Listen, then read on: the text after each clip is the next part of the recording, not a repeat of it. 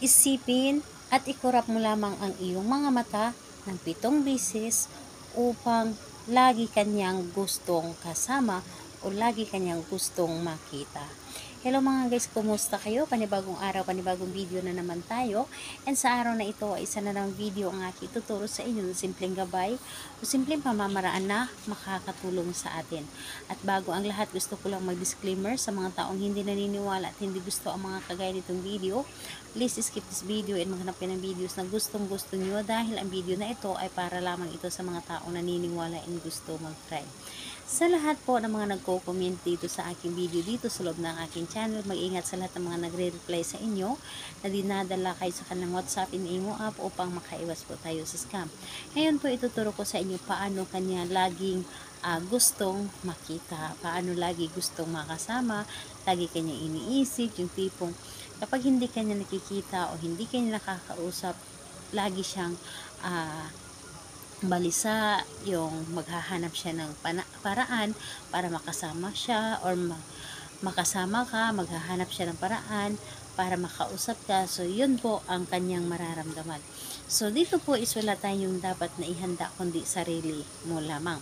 So sarili mo lamang, kailangan mo lamang dito na buo ang inyong loob, buo ang inyong tiwala at paniniwala sa paggawa ng isang ritual. Dahil sa isang ritual is kailangan talaga dito ang inyong tiwala. Dahil kapag wala yung tiwala ninyo at paniniwala, hindi ito gagana ang inyong ginawa. So kailangan talaga is buo po talaga yung paniniwala ninyo para mas mabilis ito na gumana ang mga ginagawa ninyo. So dito po, kapag ready ka na, pwede mo na itong umpisahan. So ang gagawin mo lamang dito, so, napakasimple lamang.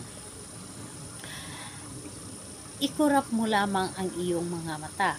Yes po, ikurap mo. And bawat kurap mo, sabay sambit ng kanyang pangalan. 7 ulit po ito. Halimbawa, kurap. Tapos, pangalan niya, or isipin mo siya, tapos pangalan niya, apelyido, at sabihin mo na gusto mo akong laging makasama o laging makita.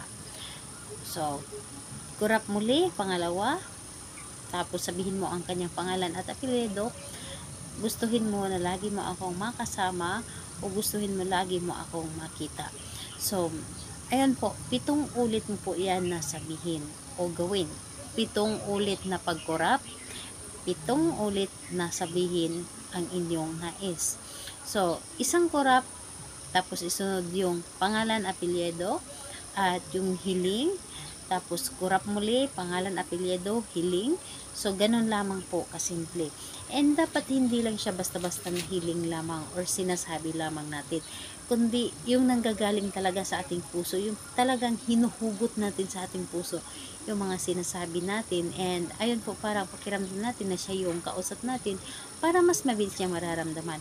And mas maganda na gawin natin ito sa gabi. Alam nyo ba na sa gabi is mas mabilis tayo mapapakinggan ng universe.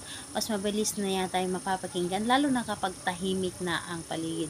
Dahil yun po ay mas mabilis na gumana ang ating mga ginagawa. Ako kasi is kadalasan ako gumagawa ng ritual is gabi po. Yung tulog na po lahat, sobrang tahimik na ang paligid and mag-isa ka lamang. Or kahit may kasama ka pero tulog na yung kasama mo. Yun po, yung nanggagaling talaga sa iyong puso ang inyong gagawin. So, ayun po, yun lamang yung aking ituturo sa inyo sa ngayon.